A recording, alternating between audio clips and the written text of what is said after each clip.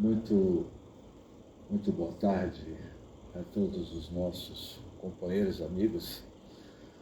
E confesso a vocês que eu já me sinto assim, vestido a farda dos combatentes da alegria, da gratidão. Certamente estamos nos tornando os bombeiros cósmicos do universo, não só combatendo as enchentes no sul da Bahia, desses vanguardeiros, desses grandes missionários. Eu repetirei uma frase de um grafiteiro ao pinchar o muro da estação em Guatemi, alguns anos atrás. E este grafiteiro escreveu a seguinte frase: grafite na terra, porque no céu não tem muro. E todas as vezes que eu passava e via essa frase, grafite na terra, porque no céu não tem muro, eu dizia comigo mesmo: se ele souber que existem verdadeiras barreiras, verdadeiras muralhas no mundo espiritual, aonde esses pinchadores não têm acesso. Médico na terra, médico no mundo espiritual. Arquiteto na terra, arquiteto no mundo espiritual. Oscar Niemeyer, um grande arquiteto na terra, certamente continuará como arquiteto no mundo espiritual. Dr. Ivo Pitangui, um dos maiores cirurgiões do mundo, cirurgião na terra, cirurgião no mundo espiritual. Major Barbosa na terra, Major Barbosa no mundo espiritual. Bombeiro na terra, bombeiro no mundo espiritual. Então, a extensão da nossa profissão, ela se estende nos altiplanos do mundo espiritual. Certamente, eu até estou me colocando no meio, nós não nos tornamos bombeiros, não foi de uma hora para outra. Já havia certo planejamento reencarnatório de toda a humanidade. Porque quando, em um determinado momento, em algum momento, na linha do tempo, houve uma estrondosa explosão, e que desta explosão, do tamanho de um grão de mostarda, ou do tamanho da cabeça de um alfinete, houve uma explosão tão astronômica que iria surgir o que nós conhecemos hoje, depois de 15 bilhões de anos, o Big Bang, a grande explosão. E este fato ocorreu há bilhões de anos. E ainda este Big Bang ainda continua Big Bangueando, o universo continua no seu processo de expansão com a diversidade de galáxias, a diversidade de mundos, para que os digníssimos amigos tenham dimensão o que nós somos hoje. A nossa galáxia tem 100 bilhões de estrelas e muitas semelhantes à nossa. A nossa galáxia vizinha é Andrômeda, ela está a 2,5 anos luz da Terra, e um ano-luz significa aproximadamente 10 trilhões de quilômetros. A galáxia Andrômeda, ela tem aproximadamente 1 trilhão de estrelas semelhante a este organismo vivo que é o Sistema Solar, que tem 8 bilhões de anos. O universo, ele é um organismo vivo. Todo o universo, todas as galáxias, a galáxia NGC 4889, descoberto pelo telescópio James Webb, tem 1 trilhão, tem 10 trilhões de estrelas dentro desta galáxia, a NGC 4889, que está aproximadamente 30 milhões de anos-luz. E que por trás desta grande explosão há uma força soberana, uma força inteligente, e que todos que existe dentro do universo teve uma origem desta força superior que na civilização humana na Terra nós chamamos de Shiva, nós chamamos de Brahma, nós chamamos de Jeová, nós chamamos de Deus. Em outros mundos de civilizações mais avançadas, a relação dessas civilizações, desses seres inteligentes, tem como este Criador, o Criador. A compreensão que nós temos de Deus é completamente diferente da compreensão que vocês têm de Deus. Afirmava uma comunicação psicofônica em uma instituição espírita. E quando houve o surgimento, depois de bilhões e bilhões de anos, iria surgir a nossa Via Láctea. E dentro da nossa Via Láctea iria surgir o nosso sistema solar, que é o nosso estado, é o sistema solar. E dentro do sistema solar existem cidades. Essas cidades têm nome: Plutão, Júpiter, Saturno, Marte. E nós moramos em uma cidade cujo nome desta cidade se chama, na mitologia grega, a Mãe Gaia, que é conhecido como planeta Terra, o planeta azul.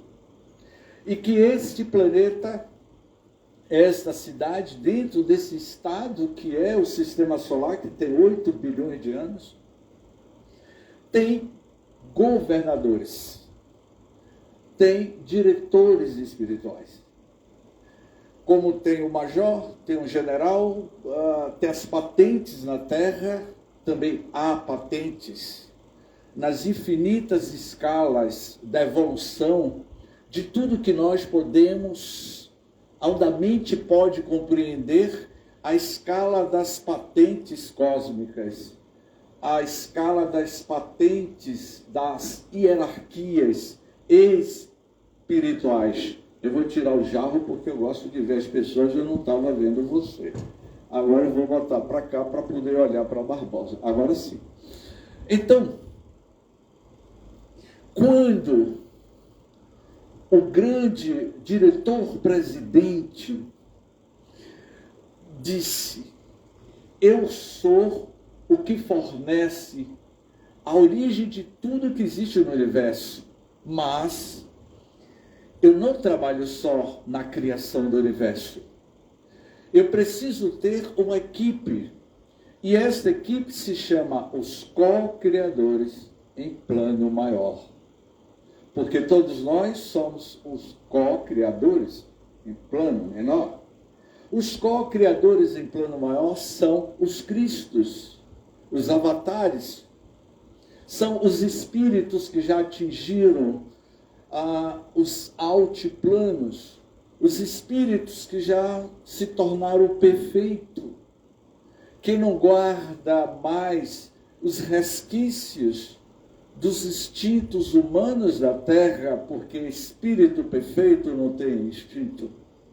Em um determinado momento, ele foi designado para construir, elaborar as formas de vida daquele fluido cósmico que é vida, e no seu poderoso amor gravitacional, este Logos divino, este Cristo cósmico, com seu campo gravitacional de amor, iria, durante 4,5 bilhões de anos,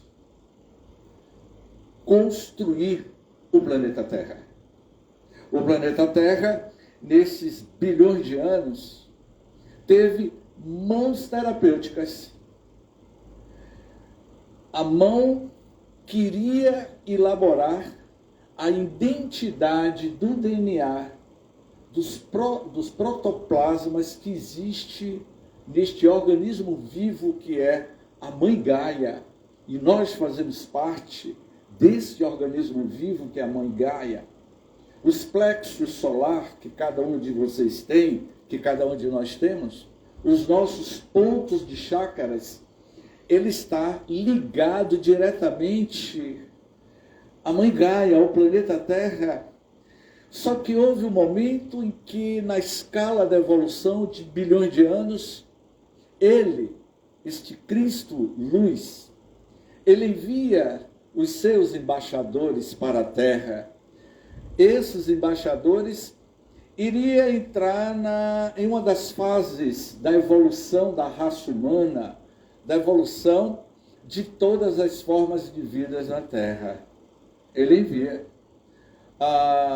um dos missionários que desembarcou na Terra. Às vezes eu troco a palavra, Raimundo, reencarnação por desembarque. Nós desembarcamos na Terra nesta máquina formidável que é o corpo físico, que tem uma constituição de 10 trilhões de células.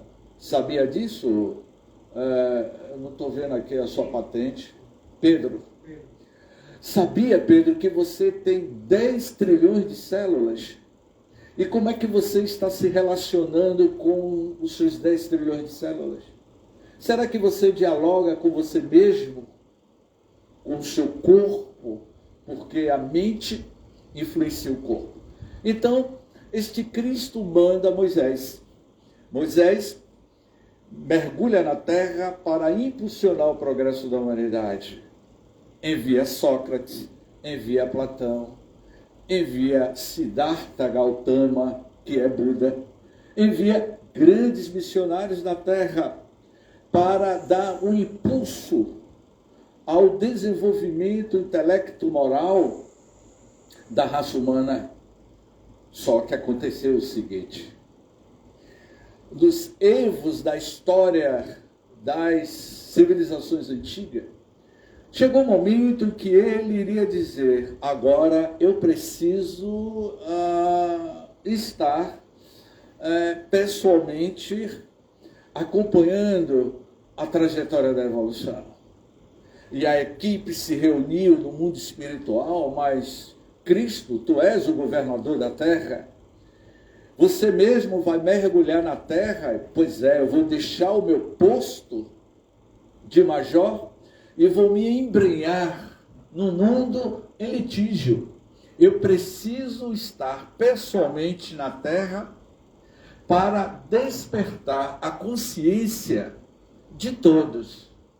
E o governador espiritual da terra mergulha, e que nós chamamos, quando o amor veio à terra, Jesus, alegria dos homens. Quando um governador sai do seu palácio e vai realizar uma viagem, quem fica no lugar do governador? O vice-governador. Portanto, eu vou lançar uma pergunta, não precisam responder, mas façam uma reflexão. Se ele é o governador espiritual da terra, e no momento que ele veio à terra, e quem ficou no lugar dele quando ele passou 33 primaveras na terra? 33 anos na terra não é nada. 1000 anos na terra, sabe o que significa 1000 anos na terra? Não é nada. 1000 anos. Você deve ter uns 27 anos. Sim. Eu estou puxando o seu saco. 35 anos não é nada. Nada. diante da linha do tempo da eternidade. Então ele vem à Terra. Quando o amor veio à Terra, alguém ficou na coordenação geral do planeta. Quando o amor veio à Terra, foi um dos momentos mais significativos da evolução da humanidade. O mundo atravessava períodos difíceis. Vai narrar o grande historiador Flávio Joséfo, que foi contemporâneo dos discípulos, que foi contemporâneo de Jesus no período da Palestina, da Galileia, porque tudo estava ocorrendo ao derredor do lago de Genezaré, o mar da Galileia, o mar de Tiberíades. Para que vocês tenham uma ideia, entre o comércio, o segundo distrito naval, até Mar Grande, em linha reta, são 10 quilômetros. A Baía de Todos os Santos tem 1.283 quilômetros quadrados. Ela é considerada a segunda maior baía do mundo. O Lago de Genezaré tem uma extensão de 21 quilômetros de comprimento por 14 quilômetros de largura. E ao derredor da Baía, do Lago de Genezaré, que era um tamanho astronômico, em face aos pequenos barcos de 2020 anos atrás, aqueles barcos que não tinham a tecnologia que tem hoje, as cidades ribeirinhas como Magdala, como Tiberíade e tantas cidades que ficavam à beira-mar de Genezaré, seria o palco aonde os grandes prodígios daquele que deixou o mundo das bem-aventuranças para implantar o reino de luz em um mundo em litígio. E ainda continua em litígio, só que agora é diferente, porque hoje nós temos consciência holística, temos consciência dos erros e dos acertos que cada um tem. Então, quando ele esteve conosco, Jesus, esse paladino do amor, Jesus, alegria dos homens, o amor em pessoa se materializava na terra. E ele começou o seu projeto divino de alimentar as nossas almas com seu amor. Ele, aos 12 anos de idade, ainda muito criança, ao lado estava um garoto de 14 anos, ao lado de Jesus. Maria, mãe do menino Jesus, Isabel, mãe do menino adolescente de 14 anos, João Batista. João Batista, dialogando com Jesus, um de 14 anos, o outro de 12 anos. Isabel pergunta a Maria o que é que aquelas duas crianças tanto conversam. Inesperadamente, o menino Jesus aponta para o firmamento, querendo dizer que João Batista partiria primeiro para o seu grande projeto. Ele iria abrir trincheira para que a luz do mundo, o Logos divino, lançasse a semente de vida eterna que seria plantada no coração de todos nós. Quando o amor veio à terra, foi quando ela, ainda muito jovem, recebe a visita de um espírito de luz, o anjo Gabriel. E naquele contato divino, naquele contato holístico de amor, porque o Cristo é amor, todos nós somos partículas de amor. Quando eu descia a ladeira do quartel dos aflitos, para cá, a pé, eu adoro andar. E eu vi pessoas, sabe? Eu vi uma moça em uma pobreza extrema, magra, parecendo um alfinete, bêbada na rua. Eu olhei para aquela senhora e disse assim, mas o amor de Deus está naquela pessoa? Tudo tem o DNA do amor do Criador, porque nós somos feitos de partículas de amor. Então, quando Jesus começou a implantar o reino de amor na terra, ele só precisou exatamente de 36 meses, 3 anos. E quando ele esteve conosco, é evidente que os diretores espirituais, os sociólogos espirituais, continuaram administrando o orbe terrestre e de vez em quando, Barbosa, o próprio Cristo entrava em estado de nirvana, o estado de samadhi, ou na linguagem espírita, em estado de consciência alterada, e retornava aos altiplanos do mundo maior, do mundo espiritual. Porque ontem, uma live que eu estava realizando, eu iria dizer que todos nós estamos dormindo. Nós estamos dormindo porque viver no corpo físico é um mundo de ilusões. Isso aqui é um mundo de ilusões. Mas vamos acordar amanhã para a realidade da vida espiritual. Quer seja ou não aquele que não quer acreditar, mas o fato é, no dia em que você deixar esta vestimenta física, você retornará para a sua verdadeira realidade, porque nós estamos num sono de uma ilusão muito profunda, e que neste sono nós vamos adquirindo valores, relações, objetos. Quando o amor veio à Terra, ele veio nos sinalizar de que existe grandes moradas.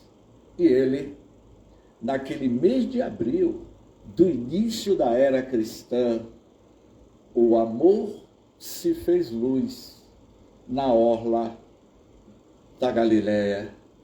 Ele caminhava, naquele mês de abril, narra Amélia Rodrigues, no livro Primícias do Reino, que era uma manhã, e a mãe, o irmão Sor, brilhava, refletia sobre o espelho d'água do mar da Galileia, quando aquele jovem notável de 1,70 m de altura, cabelos encaracolados, cor de ambar, se aproxima de um pescador usando a sua túnica. Ele tinha acabado de chegar de uma das pescas, a sua túnica branca, suja, exalando o cheiro do peixe, da pesca da madrugada.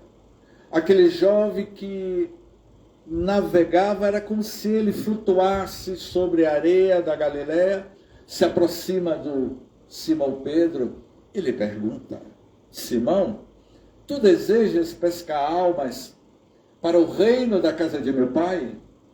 Simão Pedro foi tomado por um choque de estesia. Era como se ele tivesse tido um choque anafilático esse da energia do amor. Eu não sei se algum de vocês já teve o prazer de estar presente diante de Irmã Dulce.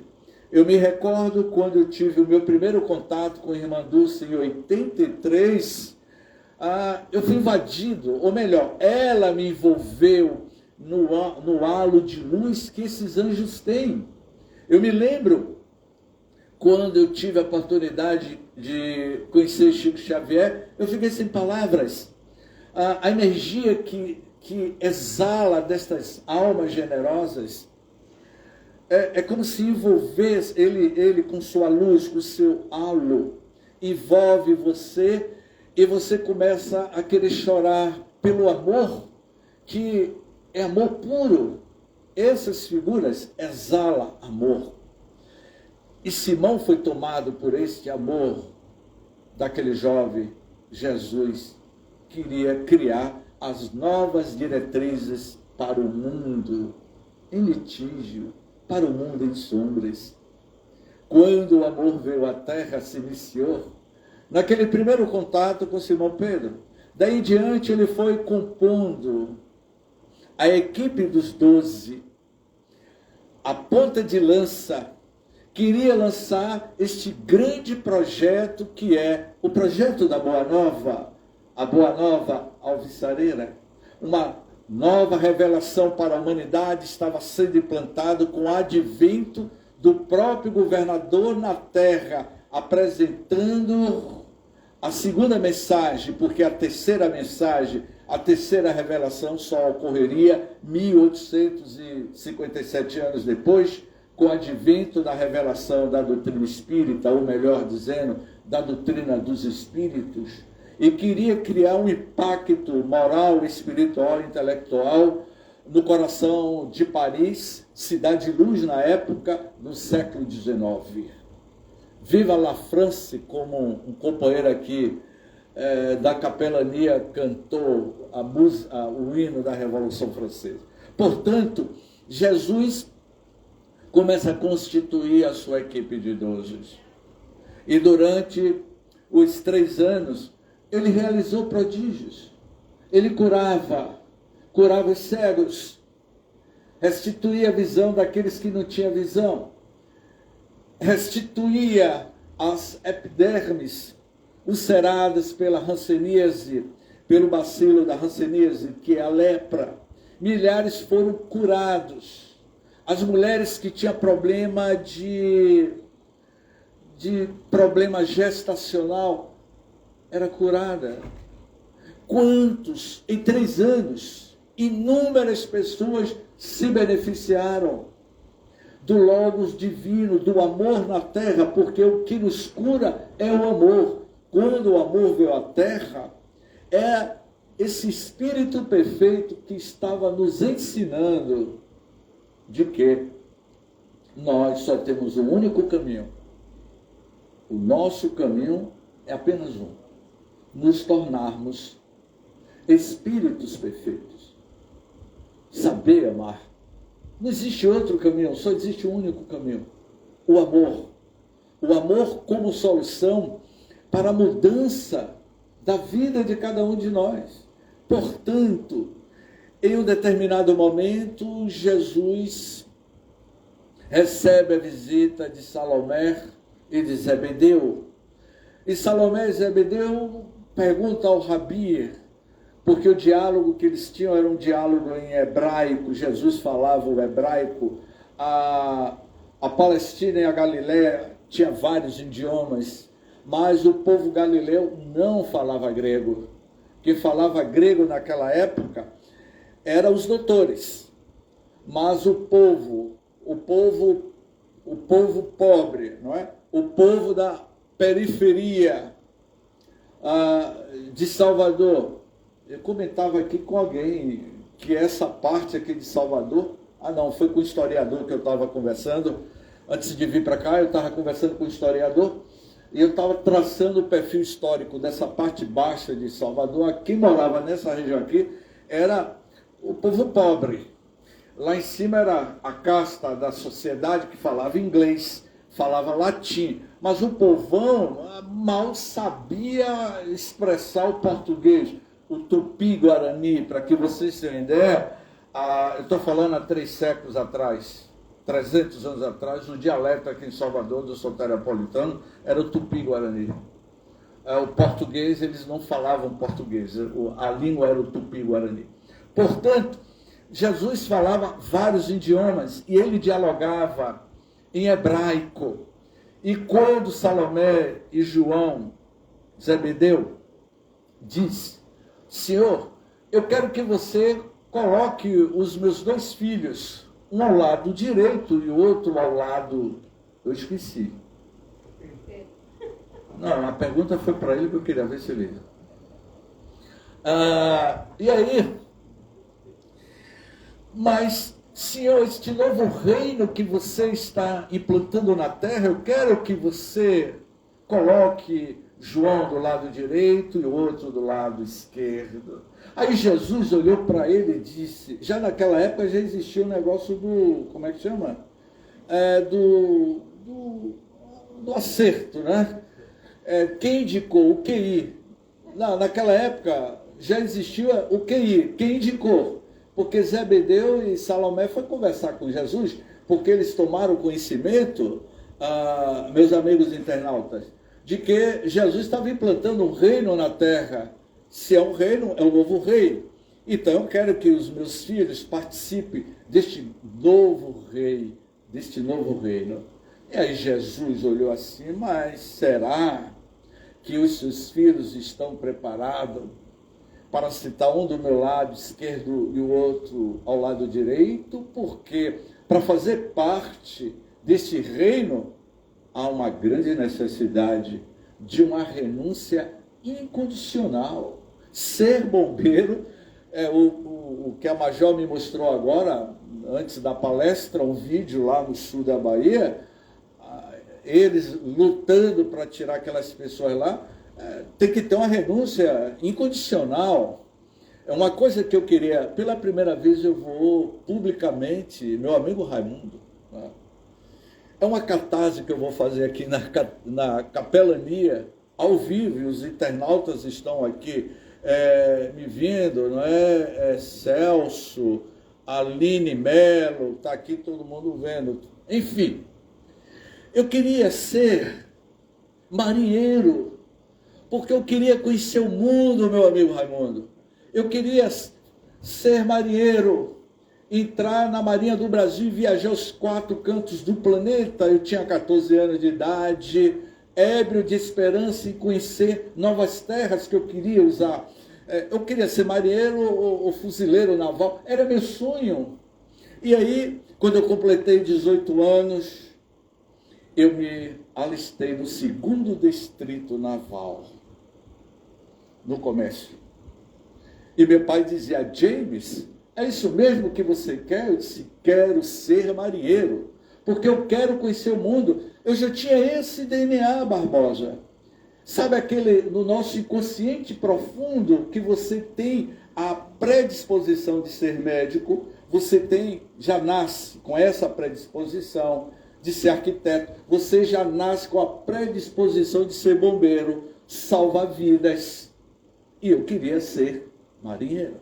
Quando eu completei 18 anos, eu fui para o 2º Distrito Naval, em 1977, e não passei, porque me deram o atestado de reservista. E no meu atestado de reservista constava o seguinte: dispensado por insuficiência física temporária, podendo exercer atividade civil. Isso me matou, minha amiga. Eu fui dispensado porque eu não tinha um biotipo para tal, e isso me deixou decepcionado na época. Portanto, o que eu estou querendo dizer, que Jesus sabe a história espiritual de cada um de nós. Quando Jesus disse aos pais de João, Zebedeu e Salomé, segui as minhas pegadas, é renúncia incondicional. A minha missão na terra é espinhosa. Se você deseja alcançar os altiplanos do mundo melhor, tem que renunciar à renúncia interior. Quando Madalena se aproxima de Jesus, Rabi, eu preciso amar. Madalena, vendedora de ilusões, a ex-prostituta da cidade de Magdala, que era uma das cidades ribeirinhas de Tiberíades, ela sentia sede de amor, não a sede carnal, não a questão do sexo, da relação sexual, porque Madalena, ela era tida como uma das mulheres mais belas daquela época. Os grandes senadores, os grandes soldados, os grandes centuriões da época pagavam a peso de ouro para deitar-se com Madalena. Mas quando Madalena soube que havia um novo profeta em uma das cidades da Galileia, ela ansiou por encontrá-lo. E na madrugada ela atravessa o mar da Galileia, e lá ela tem um encontro, um alto encontro com a luz do mundo, a luz da vida. Era de madrugada, quando Madalena, em um barco acompanhado de um dos seus, ela chega à casa de Simão Pedro e lá ela dialoga com Jesus. E quando Madalena empurra a porta, Jesus estava na sala da residência de Simão Pedro. E sabe o que Jesus disse? Madalena, eu estava lhe aguardando. E Madalena, muito surpresa, perguntou, mas Rabi, como é que você sabe o meu nome? E qual foi a resposta? Os companheiros que estudam a Bíblia, o Evangelho. Eu conheço todas as minhas ovelhas, todos os meus companheiros. Eu sou o bom pastor.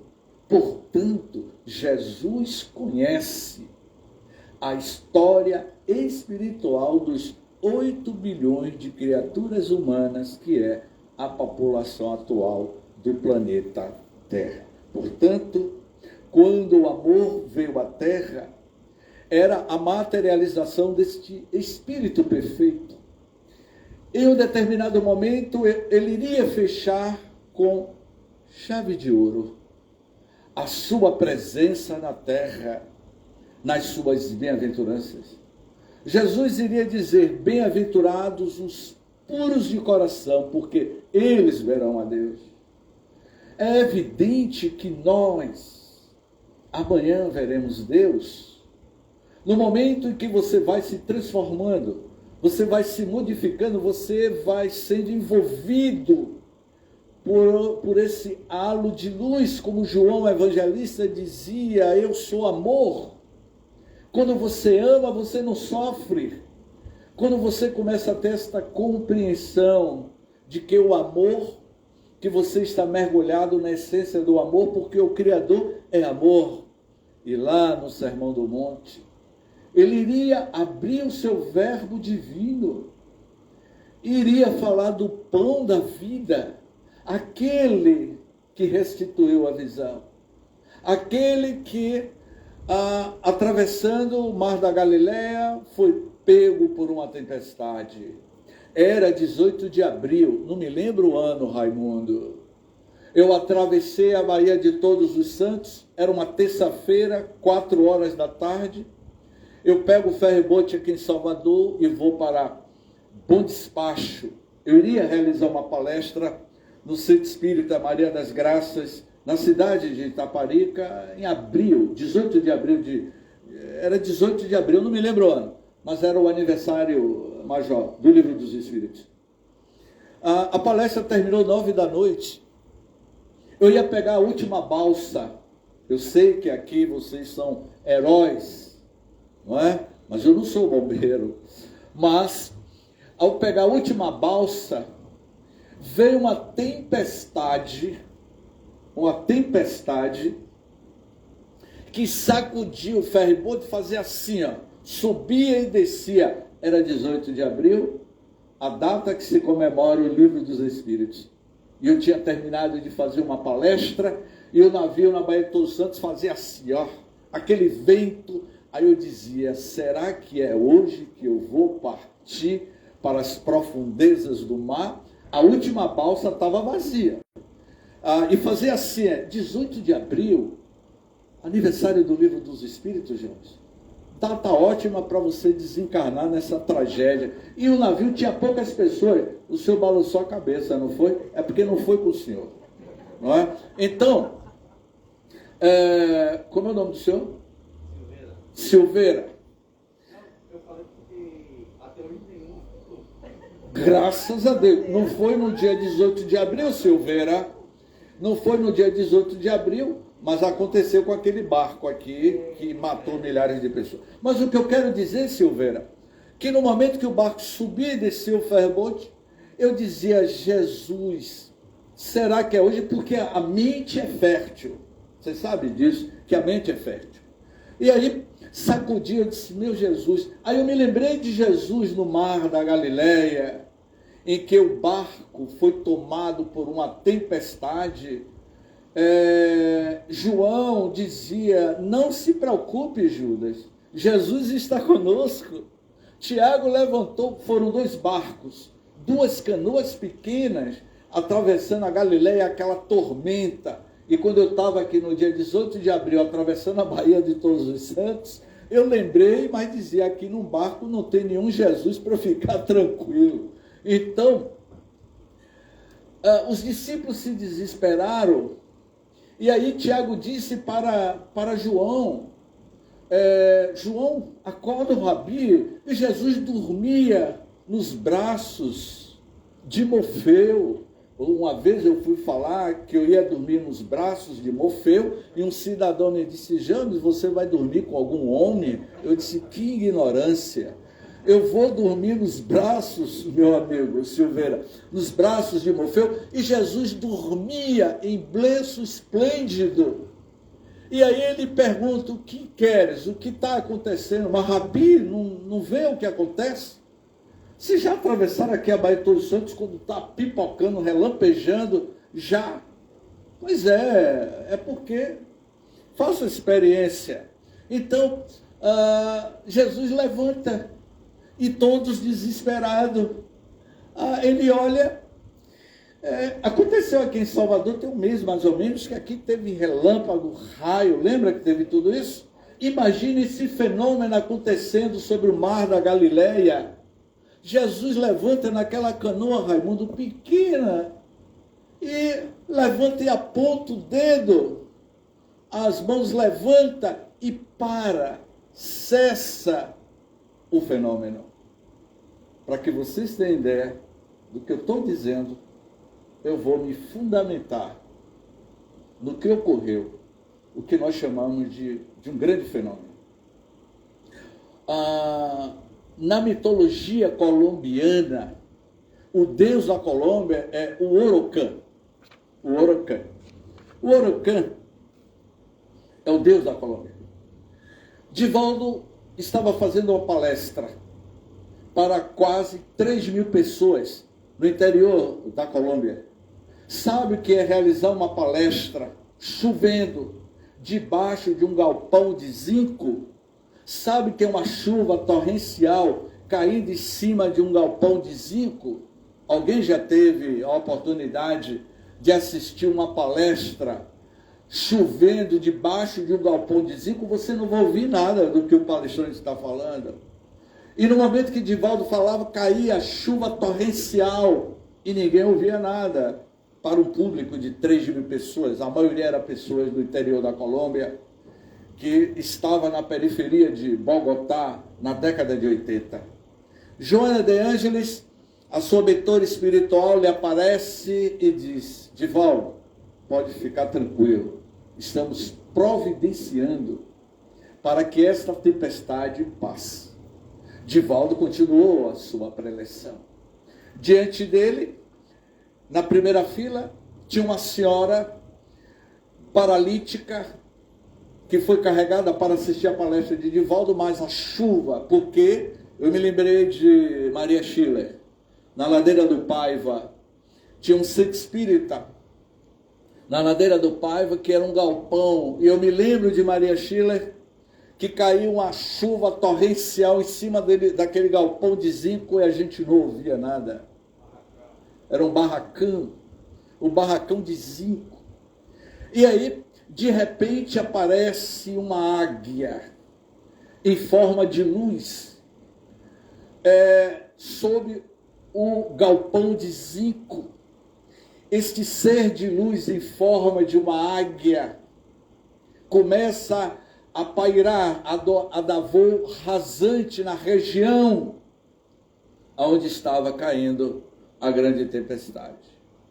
Era um espírito muito evoluído, o guia espiritual da Colômbia, que se identificava em forma de uma águia. Porque o nosso guia espiritual do Brasil é o anjo Ismael. Para vocês entenderem o que aconteceu com Jesus, o que vem acontecendo hoje com as tempestades em Salvador, no domingo, eu estava na Ferreira Costa. Quando eu saí da loja da Ferreira Costa para pegar o carro, caiu um temporal só em cima do estacionamento da Ferreira Costa. E quando eu saí do carro, que rodei uns 400 metros, a pista estava seca. Ou seja, os espíritos manipulam a alquimia. Se o guia espiritual de um país pode fazer isso, imagine Jesus. Ele manipulou o clima daquela região. Porque existem os deuses do mundo vegetal, deuses em minúsculo. Existem esses espíritos que cuidam do nosso planeta. E Jesus tinha este poder. A nossa amiga que está usando óculos, só tem aqui eu, Raimundo, vocês duas usando óculos. Eu perguntaria à nossa digníssima amiga que está usando óculos de grau, você está precisando trocar o óculos? Olha, eu vou no oftalmologista porque eu estou precisando aumentar o grau do meu óculos. Não é isso que acontece? Só que você chega no oftalmologista, doutor, eu quero melhorar o grau do meu óculos. Só que o doutor faz o seguinte, eu vou até beber água para o que eu vou dizer a você, viu? O oftalmologista tem uma caixinha em cima da mesa e dentro da caixinha tem pó de terra. Ele cospe dentro desse pó, dentro da caixinha, ele cospe com a saliva do seu oftalmologista, ele faz uma pasta e depois vai passar no seu olho. Você vai aceitar isso? Hã? Por quê? Acho estranho, anti-higiênico. Mas, minha amiga, quando ele, a luz do mundo, a luz da vida, não é? Eu sou o pão da vida. Naquela época não tinha Óticas Teixeira lá na Galileia. Ele cospe no chão, faz uma saliva, passa com o seu dedo, passa no olho dos cegos e diz a um deles, vá até a fonte de Siloé e lave o rosto que você vai voltar a enxergar. Sabe o que aqueles cegos tinham? Catarata de 3º grau, que precisa fazer cirurgia. Mas como é possível você cuspir? Agora, se fosse Jesus, a senhora deixava, não deixava não? Hã? Eu não senti firmeza na senhora. Hã? Não, perdão, eu não estou sentindo firmeza. Pronto, agora sim. Então, mas por que você não deixa o seu oftalmologista? O que Jesus disse, porque ele dá a Jesus muito bem a resposta. Porque Jesus iria dizer, ó homem de pouca fé, porque se nós tivermos fé do tamanho de um grão de mostarda, removeremos os nossos grandes obstáculos. Esse é o fermento da vida. E quando Jesus multiplica, e aqui eu já estou encerrando com o texto de Amélia Rodrigues, no livro Luz do Mundo, e que eu considero um dos maiores prodígios de Jesus, quando Jesus multiplica os pães. E Amélia Rodrigues diz, eu sou o pão da vida. Este pão não mata a fome. Era 5.000 pessoas assistindo a preleção de Jesus. E como Jesus iria multiplicar esses 3 peixes e 3 pães para uma multidão de 5.000. E no final, que eu não vou ler todo o texto aqui, eu sou o pão da vida. Ele não dizia, eu acho que eu sou o pão da vida. Ele dizia, eu sou a luz do mundo. Eu sou o pão da vida. Porque Jesus não vacilava. A linguagem dele é uma linguagem proativa. Mas nós não. Nós duvidamos. Eu acho que eu sou. Eu sou o pão que sou, farta para todos sempre. O pão que eu trago a todos vai saciar a fome espiritual que todos têm. Credes, porque vos alimentastes. O pão que vos possa dar, nunca mais vos permitirá a fome. O pão que eu venho apresentar à humanidade, vocês não vai mais sentir fome. Trabalhai não pela comida que perece, mas pela comida que permanece para a vida eterna, a qual o Filho do Homem vos dará, porque sobre ele o Pai, que é Deus, imprimiu o seu selo. A obra de Deus é esta, que creais naquele que ele enviou. Creiam naquele em que ele enviou. Eu sou o pão da vida. O que vem a mim, de modo algum terá fome, e o que crê em mim nunca mais terá sede. Se você seguir as minhas pegadas, você não terá mais sede e nem fome, porque eu sou a luz do mundo. Eu sou Jesus, a alegria dos homens. Tudo que o Pai me dá virá a mim, e o que vem a mim, de modo nenhum o lançarei fora, porque eu desci do céu, não para fazer a minha vontade, mas a vontade daquele que me enviou. Entenda que céu aqui, eu dei um adendo na nossa introdução da palestra das diversidades de mundos. Ele veio de mundos que já não existem mais. O Cristo tem mais de 30 bilhões de anos de evolução à nossa frente. Antes de surgir o universo, o mundo espiritual já existia. E ele diz assim: pão da vida, este pão, o de todo dia, é transitório. Aquele que ele dá é perene, suprime as necessidades, todas as necessidades. O mundo o busca e os homens o querem, mas desejam este pão transitório do monte, não aquele, o da vida, que também foi oferecido no monte das bem-aventuranças. Este, o do estômago, sim, pede e quer hoje os homens. É evidente que vocês devem estar curiosos, mas James, e como é que foi possível a multiplicação dos pães? De 3 pedaços de pães. Hã? Como isso é possível? A materialização. Eu não sei se algum de vocês aqui já estiveram na Índia, conhecendo Sai Baba, o grande Baba. Sai Baba, ele materializava relógios diante de uma plateia de 5.000 pessoas. Sai Baba, nós estamos em um mundo ocidental, mas o mundo oriental, na Índia, com uma população de 1.475.000 habitantes. O Brasil só tem 213 milhões de habitantes.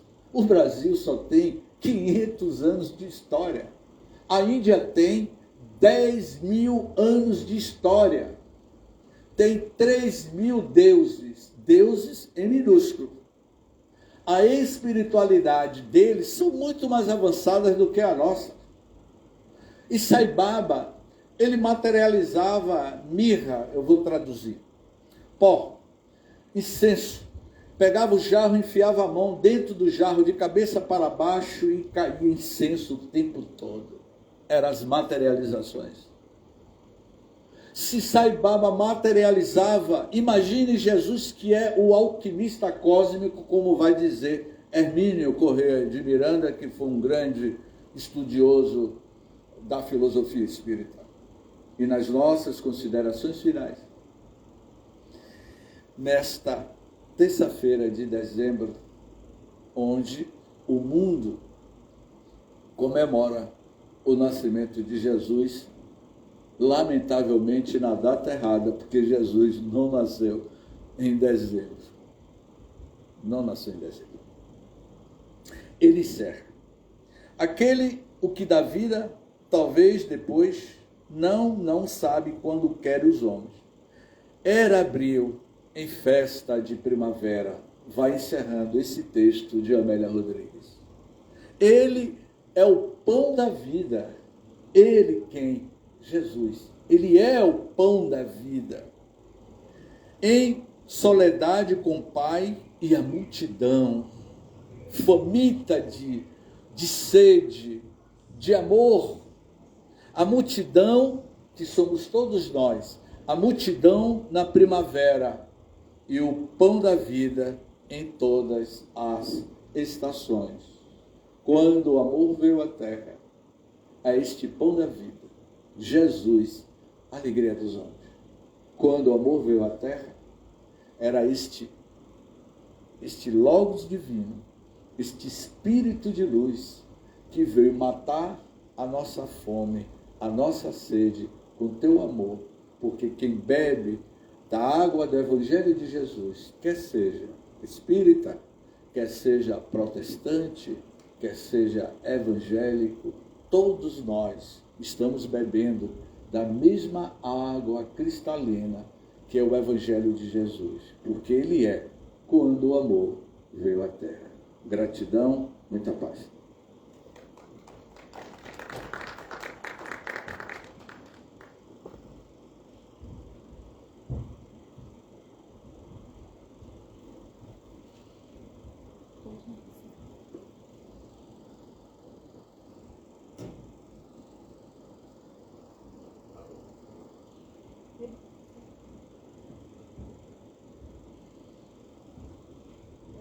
Convidamos os mestres, os passistas, para o nosso passo coletivo. Encerrar.